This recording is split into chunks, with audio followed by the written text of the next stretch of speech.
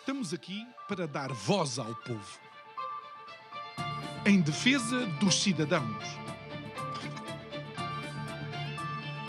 pela dignidade humana. Todos temos deveres, mas também todos temos direitos. Será que existe justiça? Isto é o povo a falar.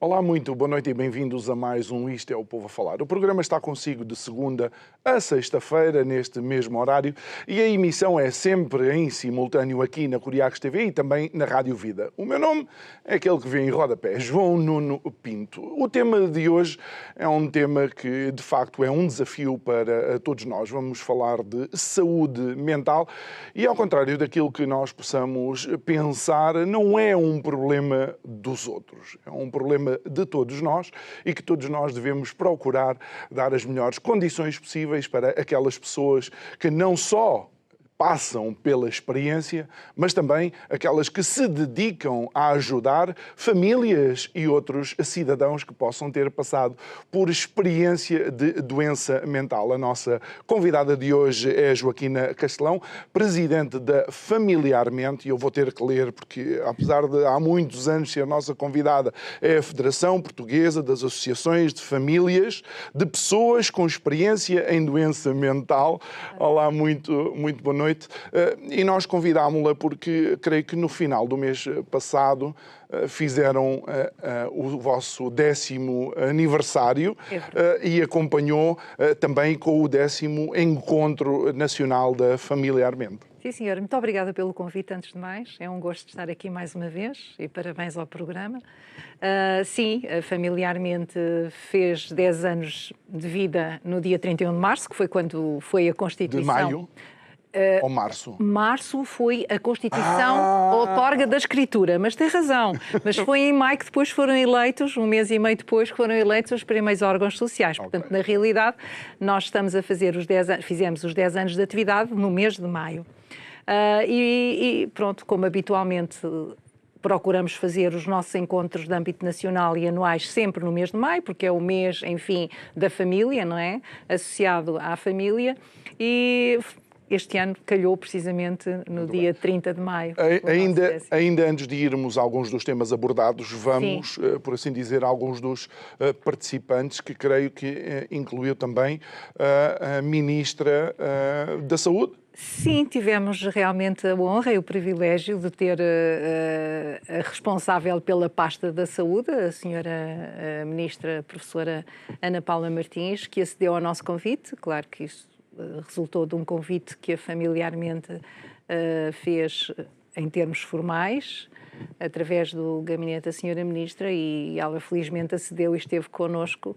Eu penso que talvez por ser também o 10º encontro disto da Familiarmente fazer 10 anos, foi a primeira, Familiarmente, como já referiu e muito bem, é uma federação de âmbito nacional, das associações de famílias, e realmente foi a primeira organização de âmbito nacional que representa as famílias das pessoas com experiência de doença mental, e por outro lado, porque na realidade acaba por estar, enfim, sobre a responsabilidade das famílias, a defesa dos direitos dos seus familiares, pessoas com experiência de doença mental, porque infelizmente temos algumas associações ligadas a doenças da área da saúde mental, mas não temos uma organização de âmbito nacional, formal ou informal, que represente as pessoas com experiência de doença mental. Infelizmente ainda não temos. É como se as pessoas andassem divididas quando podiam estar aglomeradas de alguma forma.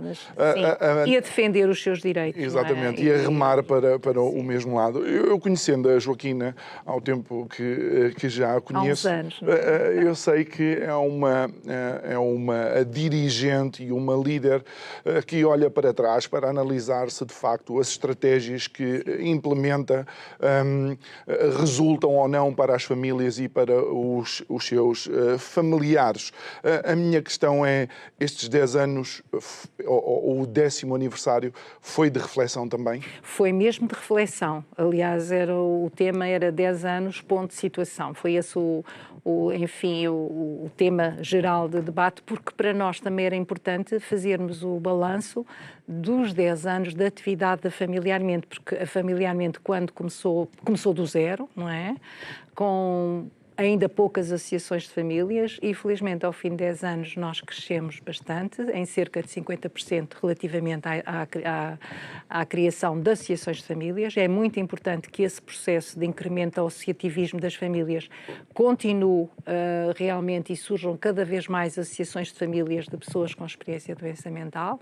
Neste caso, até no âmbito da reforma da saúde mental, que toda a gente fala que é o Decreto-Lei 113 de 2021, mas é verdade, é esse que refine os princípios gerais e as regras de organização dos serviços de saúde mental e que criou órgãos consultivos que até aí não existiam, onde têm lugar, para além dos profissionais e das entidades associadas, os representantes das famílias e dos utentes. E daí a importância deste incremento. E a Familiarmente está muito interessada e envolvida e neste processo, e felizmente as associações vão crescendo. Não só em crescer em número de associações, que na realidade é uma forma das famílias se fazerem ouvir de uma forma organizada, não é? Porque se eu, enquanto familiar, bater à porta de um serviço público ou de uma Assembleia da República ou pedir uma audiência, talvez ninguém me vá conceder só porque eu sou o familiar do A, B ou C, D. Mas se eu fizer essa diligência através de uma organização formal que representa, em termos estatutariamente, as associações afiliadas, a postura e a resposta do lado a quem eu peço será diferente, e é, felizmente, e é isso que tem resultado. E, por outro lado, foi necessário realmente desbravar terreno, porque nós, quando começámos, ninguém nos conhecia.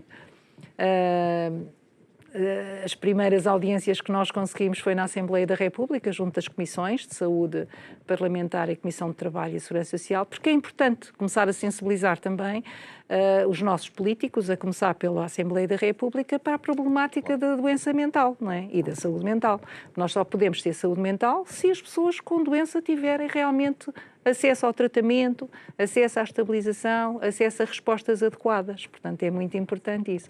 E pronto, fizemos um balanço, fazemos também uma perspectiva relativamente ao que devemos continuar a fazer de bom que fizemos até agora e trilhar outros caminhos que possam realmente conduzir a um maior sucesso no que diz respeito, por exemplo, à implementação das medidas, que isso é muito importante. Sim, porque... Lei já temos muita. A Joaquina, e já o dissemos aqui várias vezes, para não dizer todas as vezes que a Joaquina foi nossa convidada. A Joaquina tem uma intervenção em que fala daquilo que fizemos, o que estamos a fazer e o que pretendemos fazer.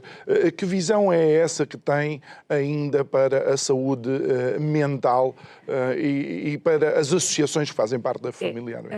Nós percebemos, e eu acho que qualquer um de nós, se realmente pensar um bocadinho, que a pressão da comunidade, a participação das famílias, a participação dos utentes nos diferentes órgãos consultivos de saúde mental, abre realmente caminho a que, para já, a exigir as respostas adequadas.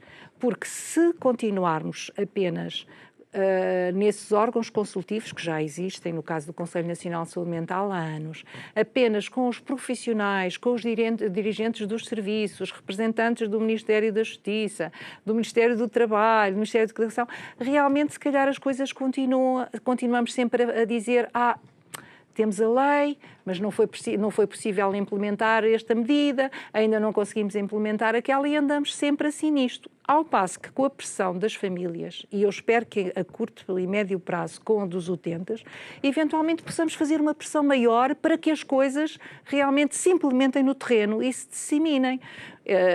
Nós temos um exemplo que não tem a ver com a saúde mental, mas que eu acho que até é bom de vez em quando relembrar. Aqui há uns anos, um cidadão, como nós, que estava diagnosticado com hepatite C, teve a ousadia de entrar na Assembleia da República e num plenário dirigir-se ao Sr. Ministro da Saúde, na altura era o Dr. Paulo Macedo, e dizer: Sr. Ministro, não me deixe morrer, porque ele precisava que houvesse a comparticipação do medicamento para a hepatite C. E até aí o Estado ainda não tinha determinado, isto é, não tinha avaliado a verdadeira necessidade de fornecer, isto é, disponibilizar esse medicamento a custo zero às pessoas. E a partir daí o que é certo é que realmente houve houve necessidade da parte da classe política de responder àquela situação. Claro que o doente mental, se nós pusermos o nosso familiar a entrar na Assembleia da República com uma postura dessa, se calhar era logo barrado. Portanto, também não queremos ir por aí. Agora, Mas há algo, e desculpe interromper, há algo Sim. que a Joaquina está a mencionar e que, de alguma forma, é uma das alavancas do nosso programa, que é a importância de cada um de nós de ser participante da cidadania, sermos um cidadão, não só porque pagamos os impostos, mas sermos cidadãos participantes daquilo que é o nosso interesse. Exatamente, mas é por isso que da importância de nós continuarmos a batalhar para que cada vez, pelo nosso território nacional e até pelas ilhas, as famílias se unam e constituam associações de famílias de pessoas com experiência de doença mental, para ganharmos mais força e até para a Federação, enquanto Federação de âmbito nacional, que já tem felizmente alguma força, e é muito participativa e interventiva, de uma forma proativa e construtiva, porque também é preciso percebermos e sabermos a forma como a postura que devemos ter perante os órgãos de soberania e de governação, não é? Porque, como se diz em bom ditado português, não é com vinagre que se apanham moscas, eu peço desculpa mas quer dizer, temos que ser assertivos, reivindicativos, mas por outro lado também fazer as coisas de uma forma educada e com o senso comum que nos... Mas isso obriga também a Joaquina e se calhar a direção familiarmente a ter muita paciência, porque por vezes as evidências são tão fortes que nós questionamos se do outro lado as pessoas estão a ver as nossas dificuldades ou não. É verdade. Não é só paciência. Uma resiliência a toda a prova. É uma capacidade de resiliência muito grande e de continuar a insistir e a batalhar. Mas sabe que nós também vamos aprendendo à medida que vamos conhecendo e vamos, os diferentes governantes e responsáveis pela pasta que já passaram pela saúde, e connosco já foram uns 5 ou 6 ministros desde 2015, e também já aprendemos a ler aquilo que muitas vezes não se diz, mas que está na expressão com quem nós dialogamos. Os governantes que normalmente têm uma postura muito aberta, está tudo muito bem, vamos avançar, normalmente os resultados não aparecem. E porque os resultados, nós só podemos medir os resultados em função do que vai sendo criado. Por exemplo, neste caso da reforma, nós precisamos de equipas comunitárias de saúde mental agregadas aos serviços, às unidades locais de saúde, para que andem pela região a que abrangem, digamos assim, a atender e a cuidar e a fazer o acompanhamento das pessoas com experiência de doença mental, para que não tenha necessidade de todos irem para o hospital. Não é? Vai criar filas enormes, tempos de espera, não é? Precisamos disso, mas precisamos delas. E o que diz a legislação é que uma para adultos por cada 50 a 100 mil habitantes. Enquanto em Portugal não existirem o número de equipas necessárias para suprir as necessidades de pelo menos 100 mil habitantes, uma equipa por cada 100 mil habitantes, nós não podemos sossegar. Isto é um exemplo. Relativamente aos cuidados que são prestados em regime de internamento, porque infelizmente os nossos familiares, alguns deles, têm crises com alguma frequência, dependendo da gravidade da doença e se é uma doença psicótica ou não, de internamento, tratamento em regime de internamento. Nós temos que batalhar para que os hospitais que servem da região das pessoas, onde as pessoas não tenham realmente capacidade para poder prestar esses cuidados em regime de internamento. Isso implica que haja camas para a psiquiatria.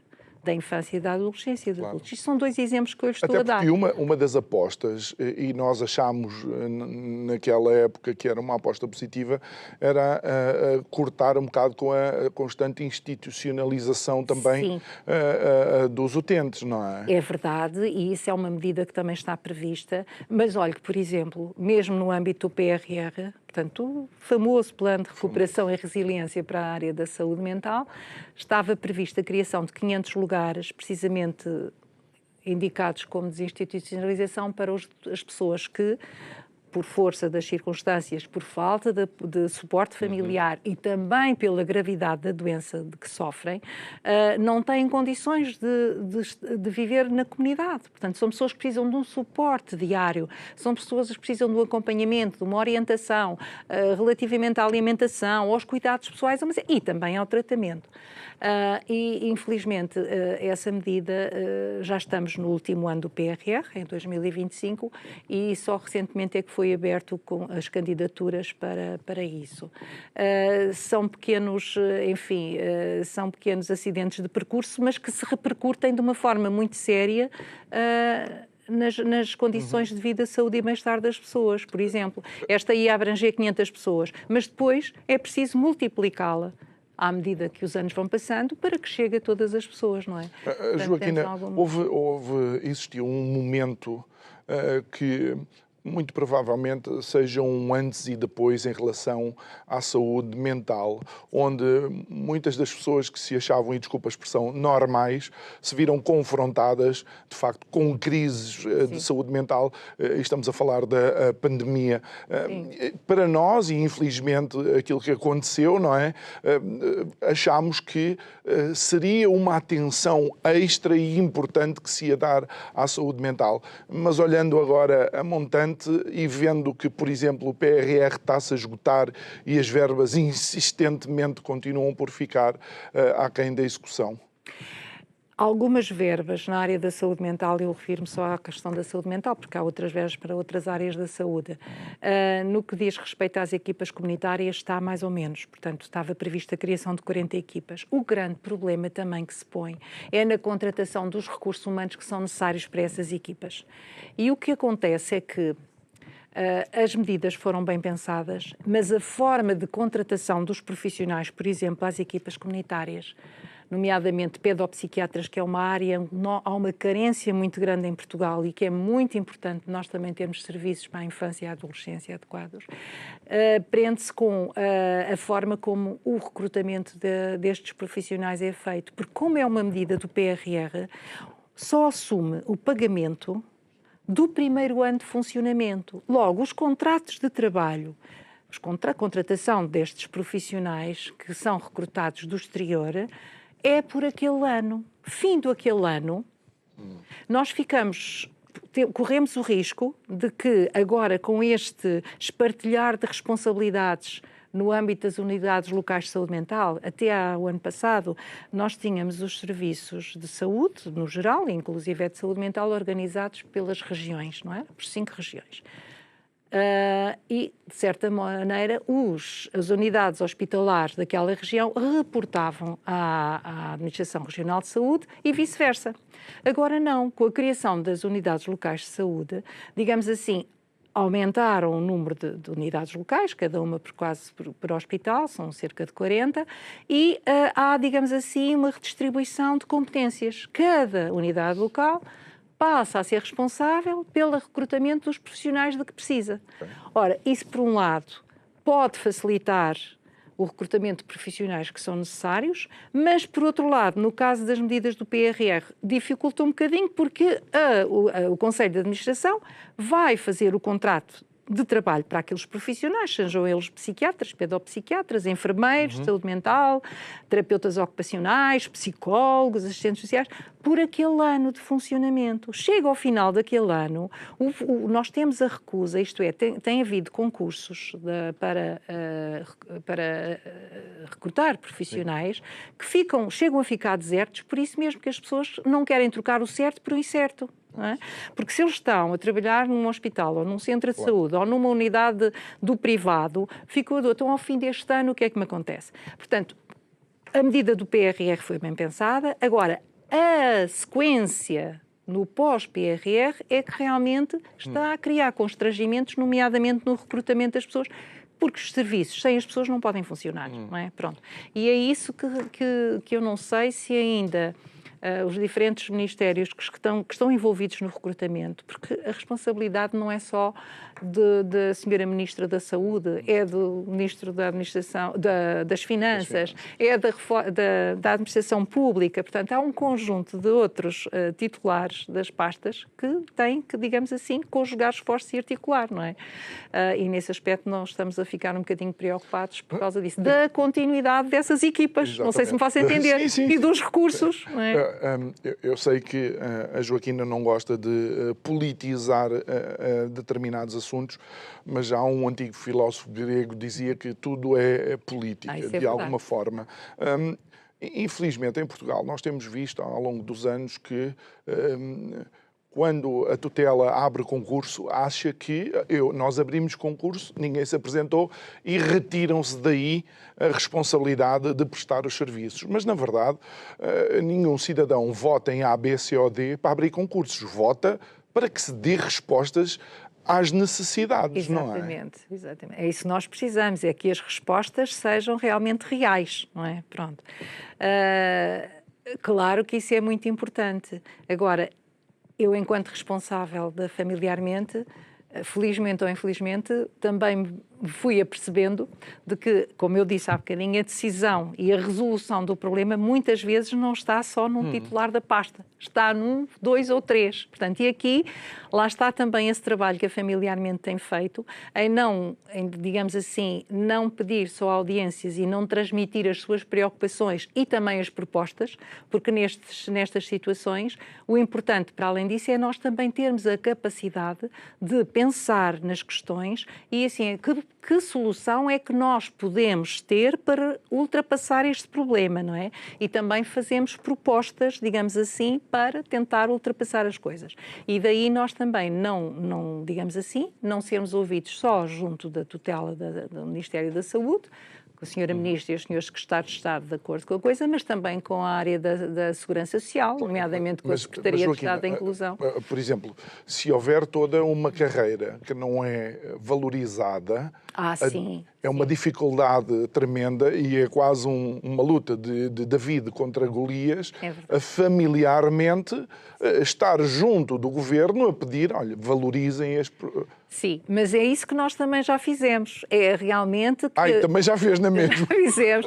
Porque é assim, na nossa modesta opinião, não é suficiente a existência de alguns centros de responsabilidade integrada que já existem para algumas áreas da saúde, e nós ouvimos correntemente na comunicação social, porque para isto também, para conhecermos um bocadinho disto, temos que ler, temos que estar atentos ao que sai, ao que é aprovado e assim. Portanto, nós sabemos que há centros que chamam de CRIs, em várias áreas da saúde, na área da dermatologia, da cirurgia, enfim, até nas unidades de saúde familiar, portanto, porque na realidade, digamos assim, é um conjunto de profissionais que são agregados àquele CRI em função dos cuidados que prestam e que é valorizado um conjunto de indicadores que leva a que, digamos assim, venha a ser distribuído por esses profissionais um acréscimo ao seu salário em função dos indicadores obtidos.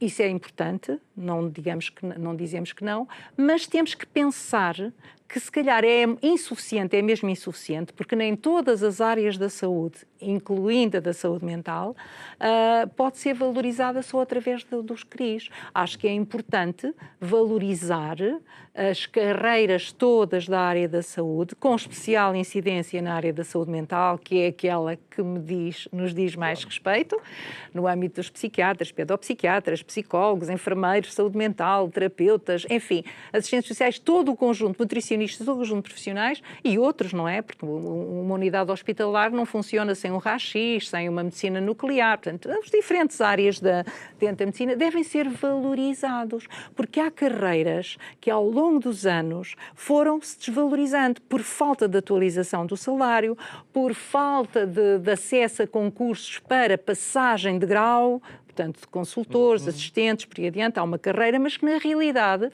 a maior parte, falando dos médicos, está quase tudo na base. Ao fim de 10, 15, 20 anos, isso não é inadmissível, porque há outras carreiras da administração pública que digamos, progridem de uma forma, por um lado, mais facilitada. Muitas delas, algumas não estão sujeitas sequer a concurso, que não é o caso das áreas da saúde, que são feitos concursos. Com avaliações bem mais rigorosas. Avaliações, com o júri, exatamente. Portanto, há aqui um desequilíbrio relativamente aos profissionais, aos funcionários da administração pública, porque do Serviço Nacional de Saúde enquadra-se aí, não é? Relativamente ao tratamento. Por exemplo, na área das finanças, também há uma diferença muito grande entre os técnicos e os profissionais que trabalham nas finanças ou que trabalham na justiça. Portanto, há que fazer aqui, digamos assim, a conciliação, digamos assim, de benefícios que alguns já têm para aplicar também a outros, valorizando as carreiras das pessoas, permitindo que possam progredir progressivamente em função da avaliação que têm, não estamos em causa isso porque é importante valorizar a qualidade dos cuidados prestados e, por outro lado, também os incentivos à fixação, porque nós, por exemplo, na área da saúde mental, continuamos a ter muita dificuldade em fixar profissionais em regiões do interior e às vezes não é um interior muito longe, por exemplo, dou-lhe como por exemplo Santarém, não é assim tão longe de Lisboa, se falarmos em Porto Alegre, claro que já é mais, obriga, portanto, na zona oeste, Caldas da Rainha, Torres Vedras, portanto estou-lhe a falar aqui, às vezes até em Setúbal, Almada, portanto, não estamos a falar de regiões muito... Por exemplo, não estamos a falar de Bragança, mas aí também é importante, digamos, a fixação dos profissionais é muito importante e um incentivo, claro, tem que ser em termos financeiros, para que esses profissionais, isto é, se sintam aliciados para ir exercer a sua função de médico, de enfermeiro, de assistente social, de psicólogo, numa cidade do interior, ou num concelho mais do interior. Mas sem isso é difícil. Nós vamos continuar a ter muitas dificuldades de fixação das pessoas. E, portanto, é isso que nós também entendemos que é importante, não é? E eu acredito que da parte do Ministério da Saúde haja esse empenho, porque já nos foi, digamos assim, transmitido. Agora, claro, é uma área, como eu já disse há bocadinho, a questão do recrutamento e dos recursos humanos, a forma de contratação, os incentivos, não pode, nem é só uma tutela num Ministério que pode resolver. Eu, tendo participado num dos encontros nacionais e tendo ouvido uma das suas intervenções, desta vez, porque era o 10º aniversário, a Joaquina foi mais diplomática ou disse aquilo que sente que são as necessidades dos familiares e utentes. Eu digo sempre quais são as necessidades dos familiares. Eventualmente, poderei não ter usado, enfim, uma forma tão cáustica ou tão coisa de intervir, mas naquele dia e naquela altura, naquele momento, eu senti que tinha que o fazer daquela maneira. Isso foi em Setúbal, foi em 2022, penso eu. Foi em 2022, porque estávamos precisamente a iniciar a implementação da reforma da saúde mental e estávamos aqui a pôr em causa a participação das famílias e dos utentes. Pronto, e nesse sentido, eu tenho que defender, com unhas e dentes, como se costuma dizer. Este 10º aniversário serviu para colocar em cima da mesa algumas das preocupações também. Sim, algumas das preocupações e, por outro lado, também deixar alguns desafios. Portanto, à tutela e não só à tutela, à própria Coordenação Nacional das Políticas de Saúde Mental, porque, na realidade, é o órgão que dentro do Ministério da Saúde tem uma parte da responsabilidade dos cuidados de saúde mental, pelo menos os cuidados especializados, os que são prestados em regime ambulatório e em regime de internamento, porque depois, na saúde mental, infelizmente, ainda temos aqui uma área crítica que foi nomeada há cerca de quase um ano, não um ano, meia dúzia de meses, uma equipa para avaliar as respostas da Rede Nacional de Cuidados Continuados e Integrados de Saúde Mental. E, neste caso, a Familiarmente também já apresentou propostas de que estes cuidados de saúde mental, no âmbito dos cuidados continuados, deve ser, até pode ficar na rede geral como está, mas com um estatuto e um modelo de organização e funcionamento adequado à saúde mental. porque não tem nada a ver com as respostas dos cuidados gerais. A recuperação de uma pessoa com uma doença mental não tem nada a ver com uma situação de doença orgânica ou funcional, como, por exemplo, a reabilitação do infarto, ou de um AVC, ou de uma fratura do colo do febre. Portanto, são situações diferentes. A reabilitação em saúde mental faz-se na posição vertical e não no acamado. Portanto, só aí já há diferenças. E depois é um conjunto de intervenções associadas à recuperação da pessoa com doença mental relacionadas com, portanto, as capacidades cognitivas e outras, não é? Eu estava agora a ouvir a Joaquina a falar desta equipa É uma equipa que foi nomeada para a reestruturação ou a revisão, chamamos-lhe assim. E estava-me a lembrar de uma série da BBC que era o Yes Minister, o Sim Senhor Ministro, em que precisamente uma das coisas que era feito para tentar travar algumas políticas vamos criar uma equipa para analisar esta situação. E eu digo-lhe isto porque, por exemplo, foi consigo também que nós rejubilámos com o estatuto do cuidador informal. Eu recordo quando apareceu essa possibilidade pela primeira vez, de facto, de nós recordarmos o trabalho de alguns dos nossos familiares que deixam a sua vida em suspenso e em pausa para cuidar dos seus entes queridos. E quando olhamos para os números, a única coisa que devemos ficar é assustados, porque, segundo notícia de hoje do Observador, só 1/4 dos municípios têm iniciativas de apoio a cuidadores e, mesmo assim, a maioria das iniciativas são pontuais, ou seja, não são políticas implementadas. Depois, a análise é para a existência de cerca de 827 mil cuidadores informais, mas só existem 16.386 com o estatuto e, ainda assim, só 6.000 é que beneficiam de algum apoio económico. Essa lei foi de 2019.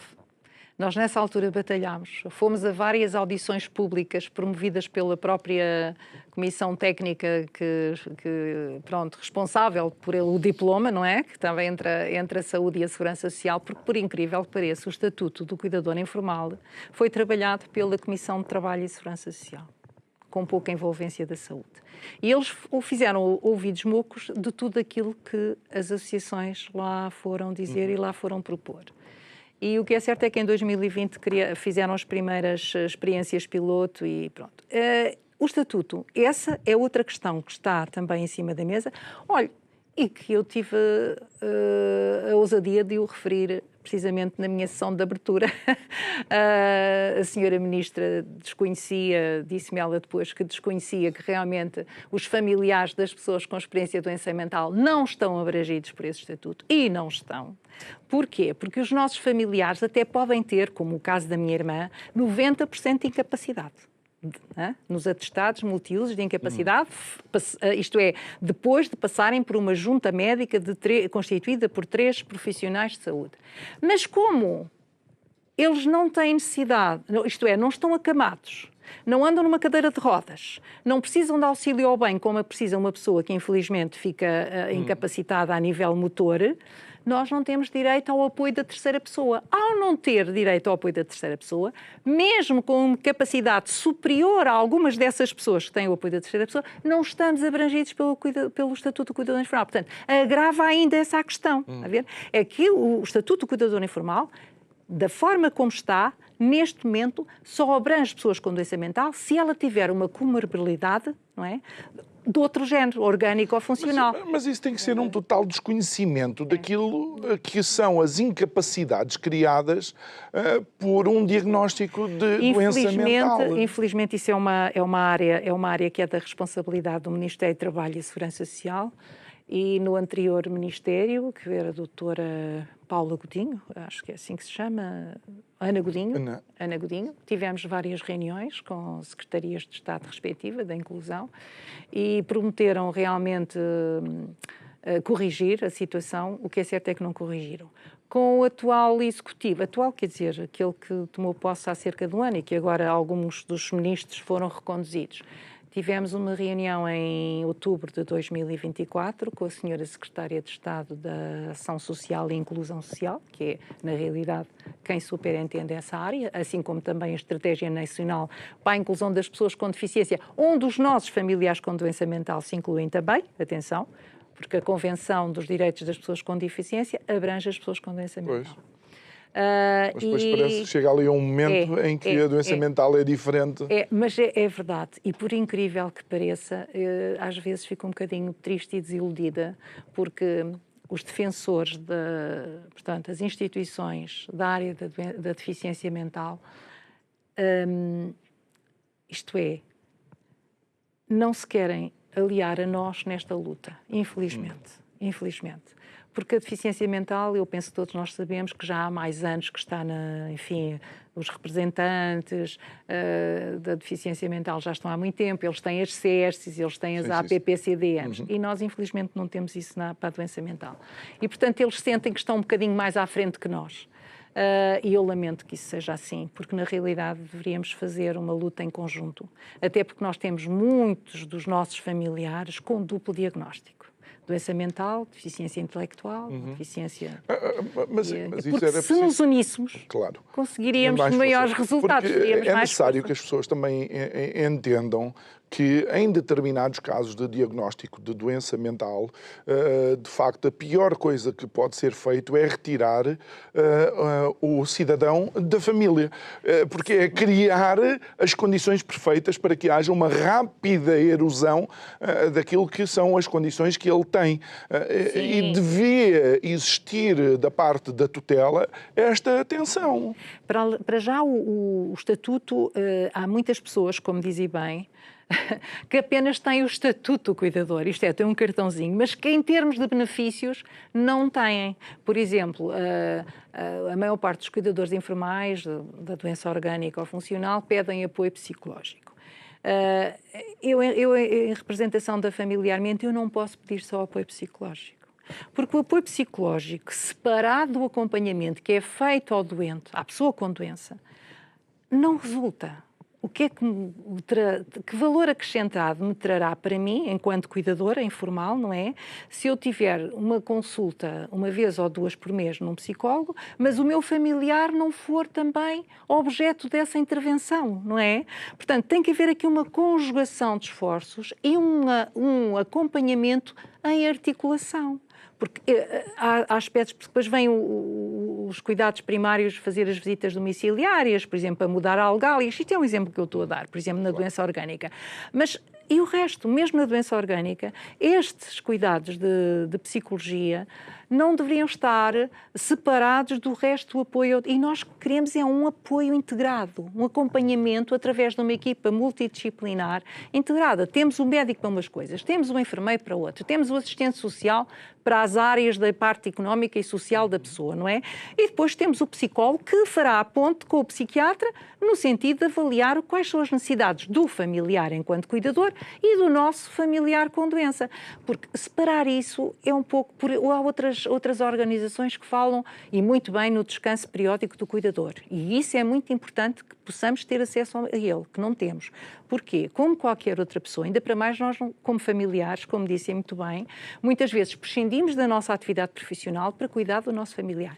Prescindimos da nossa vida pessoal porque deixamos de poder ter vida social, enfim, um conjunto de sacrifícios que nós fazemos em prol do nosso familiar porque o amamos e porque queremos que ele esteja bem. Mas e a nossa saúde mental? E o nosso equilíbrio emocional?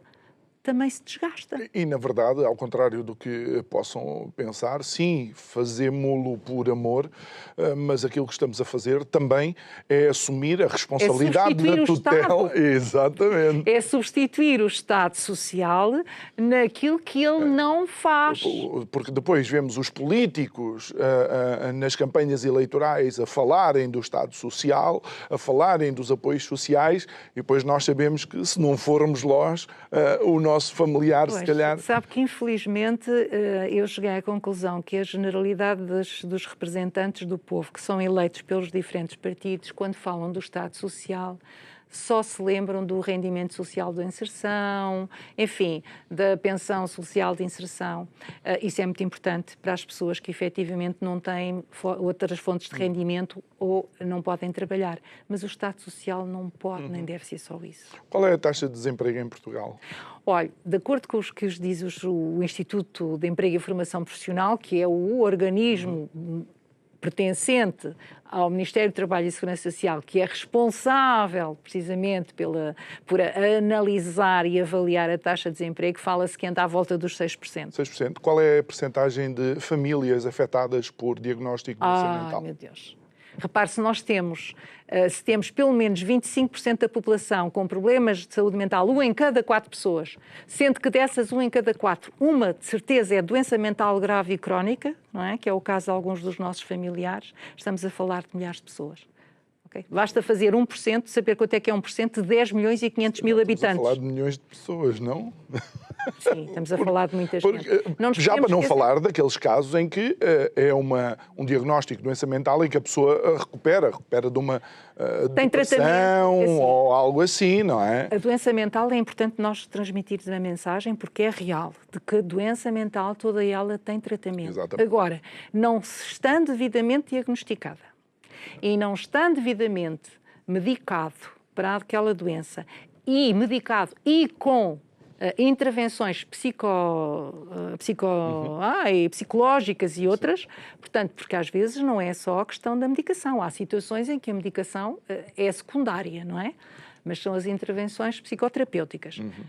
Se não fizer esse tratamento, seja ele só farmacológico ou combinado com a parte psicoterapêutica, de uma forma continuada, não se trata. Mas é uma doença como outra qualquer. Repara, uma pessoa com o diabetes, os diabetes não se curam. Claro. Tratam-se ao longo da vida. Okay? Mas uma insuficiência renal também se tem... Isto é para dizer... Nós sabemos o estigma que os nossos familiares e nós próprios continuamos a carregar. É por isso Mas esse é outra sobrecarga que nós também temos. Claro. Nós e os nossos familiares, para além das outras todas que já temos, não é? Ou seja, já de alguma forma a doença mental é secundarizada em relação a outro tipo de enfermidades, se nós nos lembrarmos do estigma que o nosso familiar e a família carrega, ainda pior. Olha, que eu devo lhe dizer que em 2015, quando fui eleita para presidir a Familiarmente, eu tive que falar com o meu núcleo familiar mais fechado para eles, enfim, para ter, de certo modo, não é bem uma autorização, mas pronto, por consentimento, porque eu sabia que a partir daquele momento iria ser, digamos assim, o bode expiatório muitas vezes. E fui. E hoje em dia, se calhar, também ainda sou. Mas como eu costumo dizer que não baixo a guarda e, portanto, eu continuo para a frente. Porque esta história de acharem que, sendo familiar de um doente mental, é também doente mental, não é?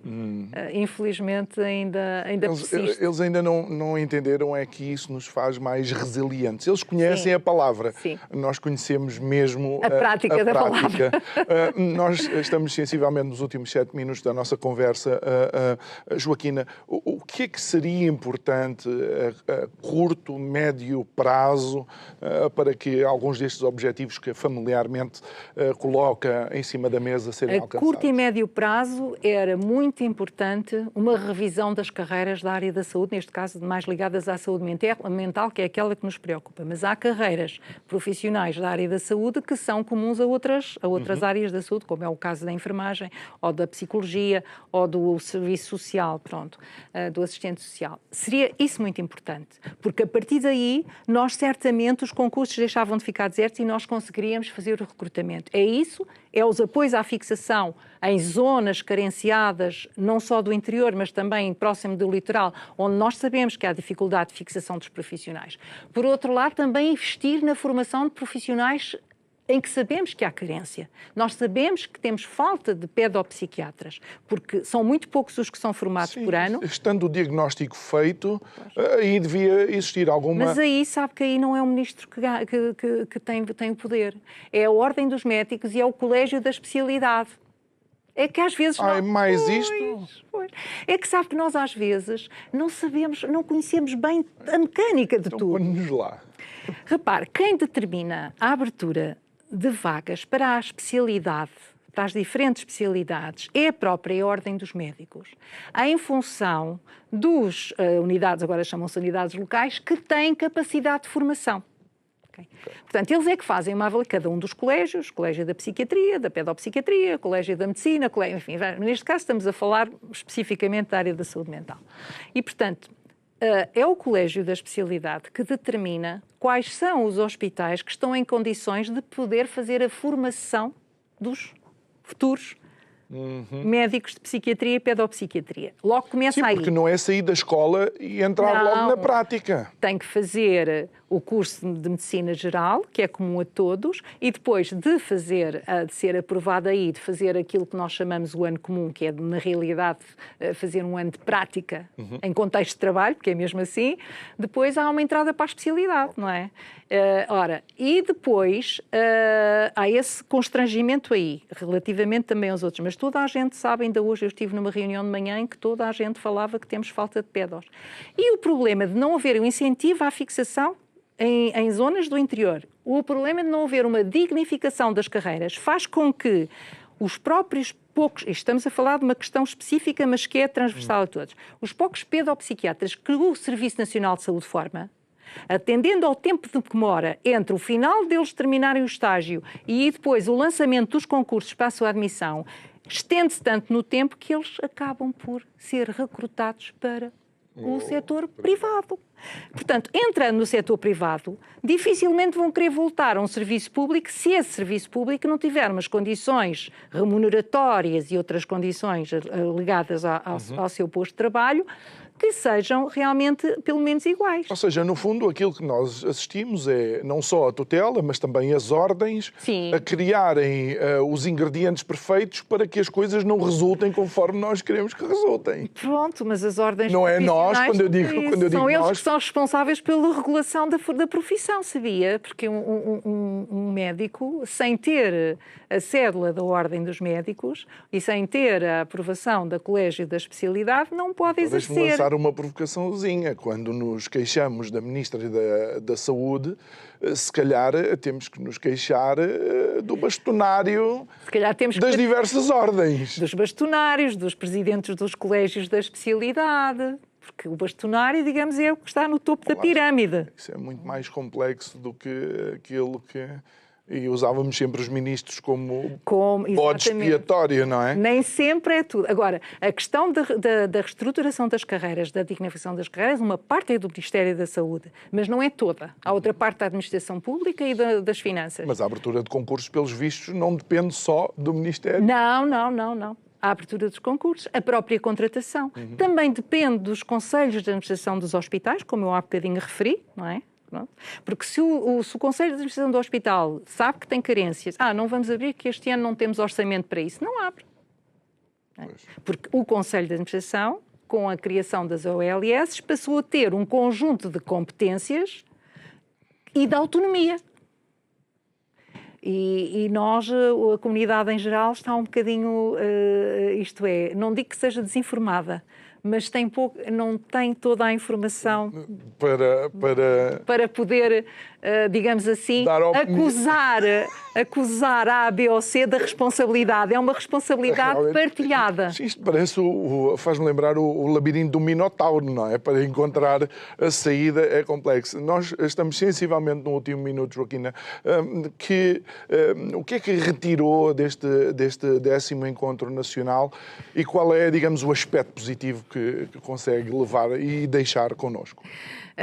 O que levei foi realmente o maior envolvimento da parte dos responsáveis do Governo e também, não posso deixar de dizer, da Presidência da República, porque não pôde estar presente, enviou uma mensagem de congratulação e relativamente ao futuro da Familiarmente. A participação massiva não só das famílias, mas de profissionais da saúde e de outras áreas de atividade e da comunidade em geral. A promessa de que realmente o atual governo, que na altura ainda não tinha tomado posse, a senhora ministra, quando lá esteve, não sabia se ia ser reconduzido ou não, e disse-o isso e muito bem. que realmente continue a trabalhar como até agora, com maior cooperação dos outros ministérios que têm que ser envolvidos, porque sozinha não consegue, e cá estamos para continuar a batalhar e a lutar pelos nossos familiares e por nós também. E também a Joaquina Castelão cá estará sempre que quisermos ouvir falar de saúde mental. Obrigado pela sua participação. Obrigado a si também que nos acompanhou neste programa, que foi o pontapé de saída de toda uma semana de conversas. Quero animá-lo e motivá-lo a subscrever o nosso canal de YouTube. Vá lá, clique no sininho para receber as notificações sempre que fazemos o upload de novas conversas.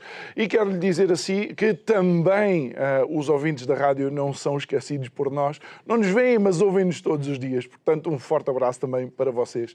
O resto, boa noite. Até amanhã. Muito obrigado.